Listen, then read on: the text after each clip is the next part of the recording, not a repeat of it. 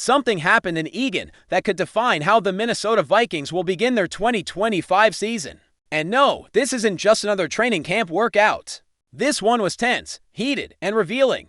The joint workout between the Vikings and Patriots wasn't just about ironing out preseason issues. It exposed critical gaps, showed flashes of brilliance, and left fans questioning whether the team is truly ready for Week 1. I'll tell you all about it in detail, but first, hit the like button and subscribe for daily updates. Let's start with the headline that's got everyone buzzing. Justin Jefferson is not practicing.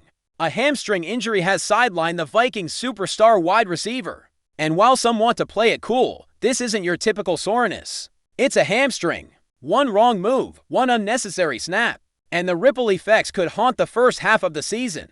The team says he'll be reevaluated next week. But with Jordan Addison suspended and Rondale Moore out for the year, Vikings fans are rightfully anxious. If Jefferson isn't ready for Week 1, the wide receiver room suddenly becomes the weakest in the league. That's not exaggeration. That's reality. Without Jefferson and Addison, the pressure fell squarely on the shoulders of Jalen Nailor. And folks, it was a disaster. To awful drops, including one perfectly placed ball from J.J. McCarthy during one-on-one drills. His effort, called out by fans and analysts alike. In a red zone play earlier this week, Nailor assumed no one was near him, only to be stripped of the ball by a defender he never saw coming. The effort was lazy, uninspired. The kind of play that earns you a ticket off the roster if it becomes a trend. And right now, that's the trajectory. When Addison returns in Week 4, Nailor might be sliding out of the conversation entirely. And as much as fans loved him a few months ago, his speed, his swagger, his switch to no one, the momentum has shifted. So what's the solution? Lucky Jackson, Brandon Powell, Amari Cooper rumors are already floating. And let's be honest, this team cannot walk into Week 1 with Jackson and Nailor as WR1 and WR2. Not in a league where elite passing attacks define championships. But here's where the story turns. While Nailor fumbled the opportunity, Jordan Addison seized it. Even in his limited availability, Addison was unguardable. During 7-on-7 drills, he and J.J. McCarthy connected 3 times in a row. The chemistry was electric. Sharp routes, perfect timing. Outside the numbers and over the middle, Addison made it look easy. And during full 11-on-1-1 action, that connection only grew stronger. If these two can replicate that rhythm once Addison's suspension is over, the Vikings may have a long-term QBWR duo on their hands. Speaking of JJ, let's talk development. He's 22, he's raw. And yes, he missed a throw or two, including a sailed pass intercepted by Marcus Jones. But here's what matters. He's learning. He's sharp. And his ball placement on and breaking routes is already being compared to elite-level precision. During one-on-ones, he was slinging dimes to Addison like they've been doing this for years. The velocity, the touch, it's there. And yet, the highlight reel doesn't end with Addison. Enter T.J. Hawkinson.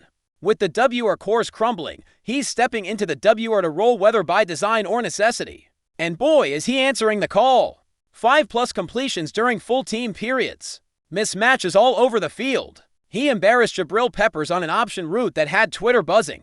He's healthy, confident, and clearly becoming McCarthy's go-to guy, especially in 3rd-and-long situations.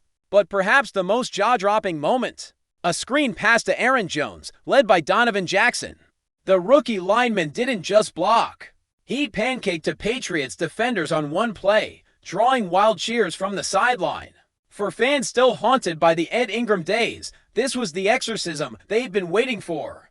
Jackson isn't just filling a role, he's redefining it. And how about the fan favorite Max Brosmer?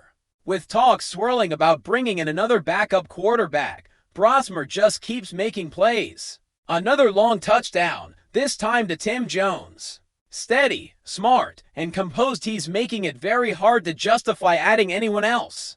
The former Golden Gopher is carving out his spot in purple. Even on defense, there were signs of life. Byron Murphy picked off a ball after a slick route from Demario Douglas ended with a slip.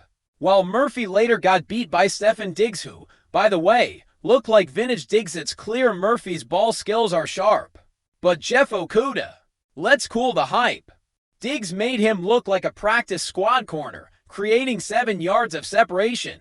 That's not a typo. 7.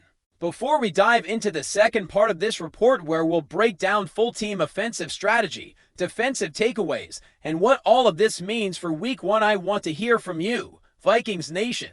Are you worried about Jalen Nailor? Should the team look outside for help at WR before it's too late? Drop your thoughts in the comments. Y for yes and for no. Now let's get straight to the 11 on 11. And if you're a fan of the running game, take note of this name, Aaron Jones. On the first snap of the simulation, the offensive line opened a huge hole, and Jones read the blocks perfectly, advancing at least 15, maybe 20 yards.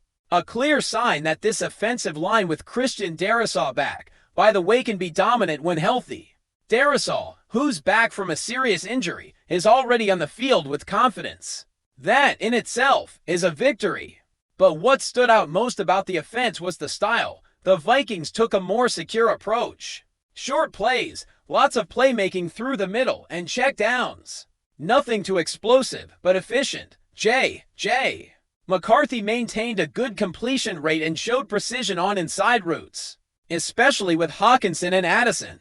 Meanwhile, the Patriots alternated between sacks and long bombs that rarely connected. Control versus chaos. And control won. Even with the wide receiver issues, the Vikings took advantage of the Patriots' fouls, 10 coverage penalties. In other words, the routes are being executed well. All that's left is to hold the ball.